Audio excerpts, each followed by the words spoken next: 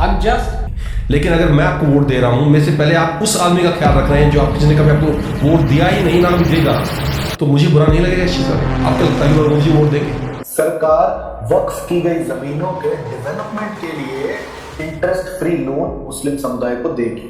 अब इसमें कौन सा मास्टर स्ट्रोक है ये मुझे समझ में नहीं आ रहा। मेरे बच्चे को सिल्ली से मारा, रोड से मारा, ओके से मारा, मेरे बच्चे को ये मेरे बच्चे को मारा है।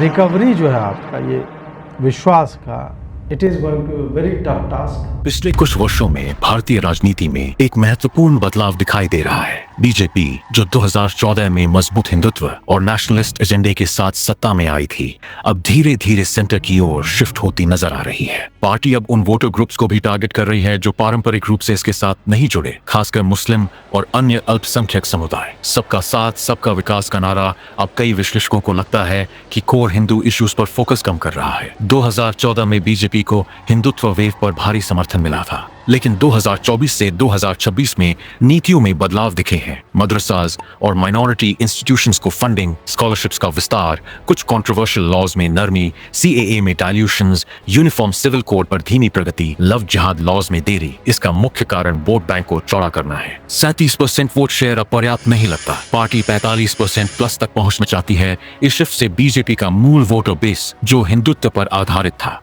असंतुष्ट हो रहा है। 2024 के लोकसभा चुनावों ने बीजेपी की कोर हिंदुत्व आइडियोलॉजी से एक साफ डाइवर्जन दिखाया। पार्टी इस बार एब्सोल्यूट मेजॉरिटी हासिल नहीं कर पाई और पूरी तरह एनडीए कोalition पर निर्भर हो गई। नीतीश कुमार की जेडीयू, चंद्रबाबू नायडू की टीडीपी और कुछ अन्य रीजनल एलाइज के साथ इन सहयोगियों की अपनी अलग वोट बैंक्स हैं जो ओबीसी, ईबीसी या कुछ माइनॉरिटी सेंसिटिव पॉलिटिक्स पर टिकी है। इसलिए बीजेपी को कई कोर इश्यूज पर नरमी दिखानी पड़ी। यूनिफॉर्म सिविल कोड की प्रगति धीमी, लव जिहाद और एंटी कन्वर्जन लॉज में एग्रेसिव पुश, कम टेंपल फंड्स या हिंदू प्रायोरिटी वाले स्टेप्स को बैकग्राउंड में रखना। 2014 और 2019 में सोलो मेजोरिटी की वजह से पार्टी बिना किसी कॉम्प्रोमाइज के प्योर हिंदुत्व एजेंडा चला सकती थी, लेकिन कोलिशन मैथ ने डेवलपमेंट और सबका साथ नैरेटिव को फ्रंट पर ला दिया ताकि एलाइज को संतुष्ट रखा जा सके। यही स्ट्रक्चरल कंपल्शन शायद मुख्य कारण है कि बीजेपी अब सेंटर की तरफ शिफ्ट होती नजर आ रही है और उसके मूल हिंदू वोटर बेस में असंतोष बढ़ रहा है। ये कोलिशन डिपेंडेंस का लॉजिकल आउटकम है जो आने वाले वर्षों में वोटर रीअलाइनमेंट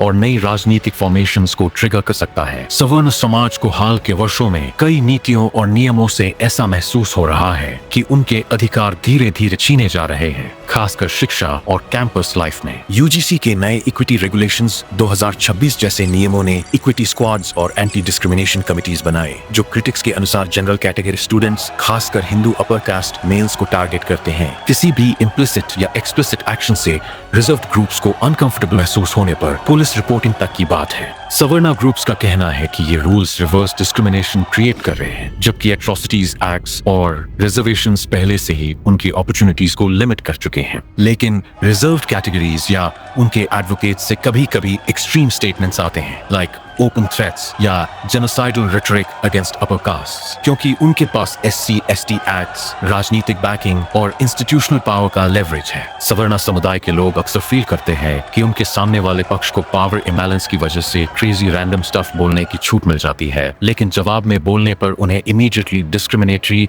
या कास्टिस्ट लेबल लग जाता है, जिससे डिस्कशन असंतुलित हो जाता है। ये डायनामिक बीजेपी के सेंटर शिफ्ट और वोट बैंक पॉलिटिक्स से जुड़ा है, जहां कोर सपोर्टर्स को लगता है कि उनकी कंसर्न्स इग्नोर हो रही हैं, जबकि ऑपोजिट नैरेटिव्स को ज्यादा स्पेस मिल रहा है। सवाल उठ रहा है कि कल्चरल और हिंदू प्रायोरिटी वाले इश्यूज पर वादों की प्रगति क्यों धीमी है। इसी बीच कुछ नॉन राजनीतिक संगठन ग्राउंड लेवल पर सक्रिय बने हुए हैं। बजरंग दल और हिंद रक्षा दल जैसे ग्रुप्स रोजाना काम कर रहे हैं। लव जिहाद के मामलों में हस्तक्षेप, टेंपल प्रोटेक्शन, काउ सेफ्टी और कुछ हिंदू लड़कियों की मदद। सोशल मीडिया पर इनके सपोर्ट में मैसेजेस और डिस्कशंस बढ़ रहे हैं। लोग इन संगठनों को मजबूत बनाने के तरीके तलाश रहे हैं। Donations, legal aid, temple protection funds के जरिए पैसा सीधे इन ग्रुप्स तक पहुंच रहा है, बिना किसी राजनीतिक पार्टी के माध्यम से। क्राउड फंडिंग तेजी से बढ़ रहा है। हर हफ्ते नए कैंपेन आ रहे हैं। लीगल विंग्स के लिए करोड़ों, ट्रेनिंग सेंटर्स के लिए funds, village level temple protection के लिए सपोर्ट। देश भर के लोग और विदेश में रहने वाले एनआरआई भी इसमें शामिल हो रहे हैं। ये फंडिंग सिर्फ दान नहीं है, ये उन संगठनों के लिए सीड कैपिटल है जो इंडिपेंडेंट तरीके से काम करना चाहते हैं। जब किसी संगठन के पास डेडिकेटेड वर्कर्स का नेटवर्क हो और अपना इंडिपेंडेंट फाइनेंशियल बेस हो तो वह राजनीतिक दलों पर निर्भर नहीं रहता। अब देखते हैं कि अगले 4 से 6 साल में एक नई राजनीतिक फॉर्मेशन उभरने की संभावना कैसे बन सकती है। ये अनुमान हिस्टोरिकल पैटर्न्स, वोटर मैप और करंट कन्वर्जेंसेस पर आधारित है। पहला, बजरंग दल और हिंदू रक्षा दल जैसे संगठन अपने ग्राउंड नेटवर्क्स को और मजबूत या मर्ज करते हैं। दूसरा, एक फॉर्मल राजनीतिक पार्टी रजिस्टर होती है, संभावित नाम हिंदू रक्षा पार्टी या भारत हिंदू मोर्चा जैसे कुछ। तीसरा, स्पष्ट आइडियोलॉजी सामने आती है, भारत हिंदू मेजॉरिटी देश है, लॉज हिंदू कल्चर, सिविलाइजेशन और सिक्योरिटी को प्राथमिकता दें, अपीजमेंट पॉलिटिक्स खत्म, यूनिफॉर्म सिविल कोड जल्द लागू, टेंपल मैनेजमेंट हिंदूज के हाथ में, कन्वर्जन और लव जिहाद पर सख्त नीति, काउ प्रोटेक्शन, नेशनल लॉ। चौथा, कैंडिडेट सिर्फ उन सीटों पर फोकस जहां हिंदू पॉपुलेशन 70% प्लस है। पांचवा, 2029 चुनाव में सभी 543 सीटों की बजाय 150 से 200 सीटों पर टारगेटेड लड़ाई। छठा, यह फॉर्मेशन किंग मेकर बन सकती है। किसी भी बड़ी पार्टी को सत्ता के लिए हिंदू फर्स्ट एजेंडा कुछ हद तक एक्सेप्ट करना पड़ सकता है।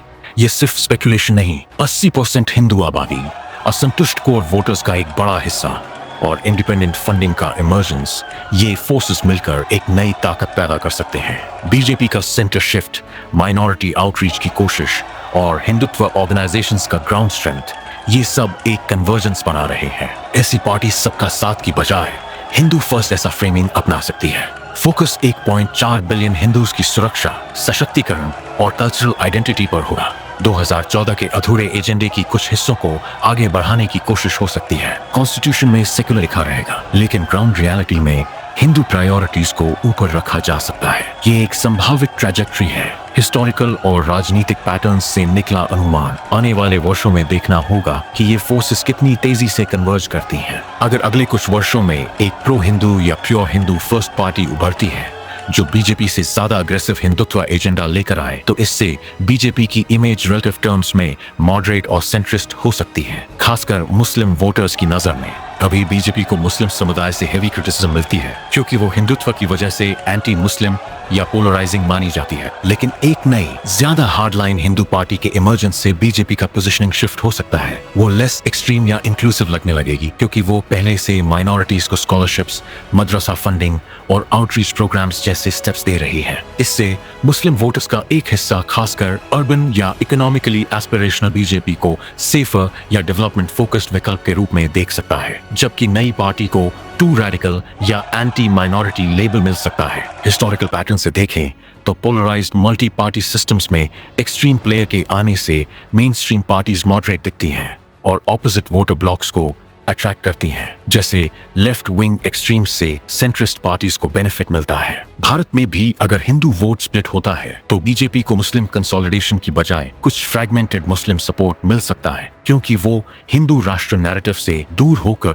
सबका साथ को और पुश कर सकती है। ये सिर्फ एक संभावित डायनामिक है, वोटर मैथ और कन्वर्जन से निकला अनुमान जो आने वाले चुनाव में टेस्ट होगा। अगर मुस्लिम वोटर्स का एक बड़ा हिस्सा बीजेपी की तरफ शिफ्ट हो जाता है, क्योंकि बीजेपी अब नई हार्डलाइन हिंदू पार्टी के मुकाबले रिलेटिव रूप से मॉडरेट और सेंट्रिस्ट दिखने लगी है, तो इस सीक्वेंस में कांग्रेस पूरी तरह से राजनीतिक रेस से बाहर हो सकती है और आने वाले वर्षों में उसकी रेलेवेंस बहुत कम रह जाएगी। कांग्रेस का ट्रेडिशनल वोट बेस 2 हिस्सों पर टिका था, मुस्लिम कंसोलिडेशन एंटी बीजेपी के रूप में और कुछ सेक्युलर हिंदू वोटर्स। लेकिन मुस्लिम वोट्स के बीजेपी में जाने से कांग्रेस का सबसे मजबूत माइनॉरिटी वोट बैंक छिन जाएगा, जबकि हिंदू साइड पर नई हिंदू फर्स्ट पार्टी को और हिंदुत्व वोटर्स को खींच लेगी और बीजेपी सेंटर में बची रहेगी। नतीजा ये होगा कि कांग्रेस के पास न मुस्लिम ब्लॉक बचेगा, न हिंदू कोर और न ही मीनिंगफुल सेक्युलर स्पेस, क्योंकि वो स्पेस बीजेपी ने पहले ही ऑक्यूपाई कर लिया होगा। हिस्टोरिकल पैटर्न्स में देखें तो जब वोटर स्पेक्ट्रम में एक्सट्रीम प्लेयर्स उभरते हैं, जैसे लेफ्ट या राइट की हार्डलाइन पार्टीज, तो सेंट्रिस्ट या सॉफ्ट सेक्युलर पार्टीज जैसे कांग्रेस स्क्वीज्ड होकर मार्जिनल हो जाते हैं,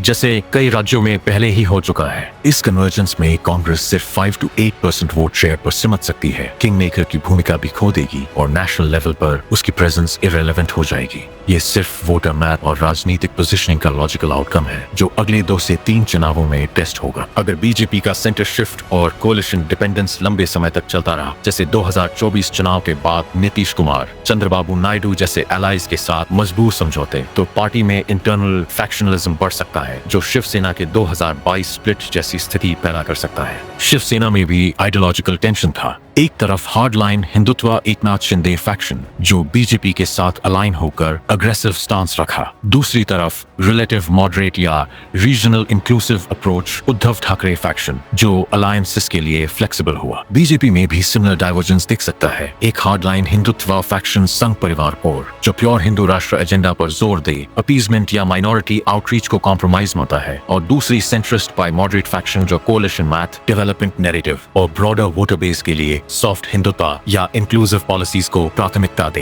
हिस्टोरिकल पैटर्न से देखें तो जब कोई डोमिनेंट पार्टी लंबे समय तक कोलिशन पर निर्भर रहती है तो ideological purity versus pragmatic governance का कॉन्फ्लिक्ट इंटरनल स्प्लिट ट्रिगर कर सकता है, जैसे शिवसेना में हुआ। अगर बीजेपी का कोर वोटर बेस असंतुष्ट रहता है और नई हिंदू फर्स्ट फॉर्मेशंस उभरती हैं, तो हार्डलाइन फैक्शन अलग होकर नई पार्टी बना सकता है, जबकि सेंट्रिस्ट विंग बीजेपी में रहकर मॉडरेट पोजीशनिंग को मजबूत करे। ये सिर्फ एक संभावित ट्रेजेक्टरी है। वोटर डिससैटिस्फैक्शन, कोलिशन प्रेशर्स और लीडरशिप डायनामिक्स से निकला लॉजिकल पॉसिबिलिटी जो आने वाले 5 से 10 साल में टेस्ट होगा। भारतीय राजनीति में ये सब फोर्सेस बीजेपी का centre shift, coalition compulsions, core voter dissatisfaction, independent Hindutva organisations का फंडिंग और ground strength, potential internal splits और वोटर रीअलाइनमेंट एक साथ कन्वर्ज हो रहे हैं। आने वाले 5 से 10 सालों में ये डायनामिक्स एक नई राजनीतिक लैंडस्केप शेप कर सकते हैं, जहां main stream parties moderate positioning की तरफ जाएं, एक्सट्रीम या प्योर आइडियोलॉजिकल फॉर्मेशंस उभरे और ओल्ड अलाइनमेंट्स जैसे कांग्रेस की रेलेवेंस पूरी तरह मार्जिनल हो जाए।